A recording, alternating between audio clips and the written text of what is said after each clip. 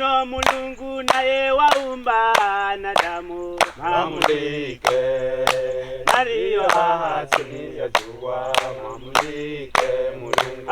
Uno mulungu naye waumba wanadamu mamulike. Mario chini ya jua mamulike mulungu. Mario chini ya jua mamulike. Mario chini ya jua mamulike mulungu naye waumba wanadamu mamulike. My name's Colin Jackson. I'm the director of Rocha Kenya, and the Dakatcha Woodlands project has been one that we've been focusing on now for, or the main focus for the last sort of 8 to 10 years. It is unique. It's really important. It's an amazing patch of forest, mosaic of different forest types and habitats, and yet we could see it going. What were we to do? And we figured to work with the community members to help them both understand the value of the forests as it is, but then also to see how we can work with them to even use the forest for themselves, but in a sustainable way which does not destroy it.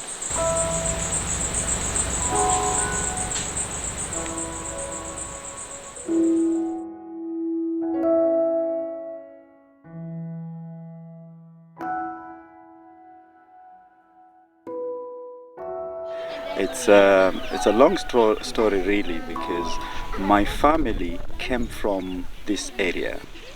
Dakatcha Woodland is one of the important biodiversity areas at the coast. When I started working in conservation, I came to know Colin Jackson. He happened to have done surveys here since 1999. So we started doing surveys here to engage the community around here in the management process.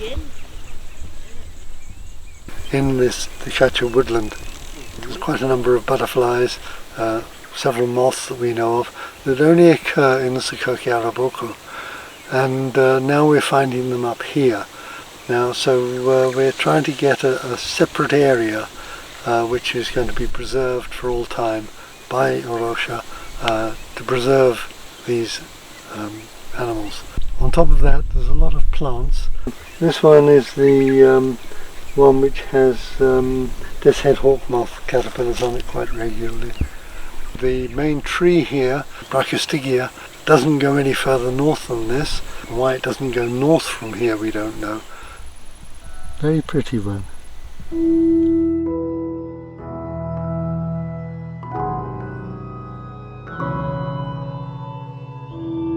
So far, with the help of some guys from National Museums of Kenya, we've identified over 300 species of plants. We ought to understand what we have within the reserve, and first thing is to know what mammals we have in the reserve. So we've been deploying the cameras for the last 4 years now. Camera trap basically is just a camera that has been modified, and every time then there is a movement, either it could be a leaf, it could be someone walking, it could be a dog, to take shots. It can stay here for several months. Kind of like poison us. The people here are cutting these trees mostly for timber, for furnitures, and this is the type of timber you will find in most of the workshops nowadays. The owners of the land here, they just cut down forest and do farming as they wish to do so. And so we have seen the landscape change so drastically in the last few years. We thought the only way out was to actually buy some land and set it aside as a reserve. As a Rocha, we made that decision and bought the first plot in 2014. Since then, now we've discovered the golden rump sengi, which is endemic, the Coccus copsal, which is another globally endangered species. The only known breeding place for Clark's weaver is in the Dakatcha Woodland. If we don't conserve it, then we are at risk of losing our species altogether, the Clark's weaver.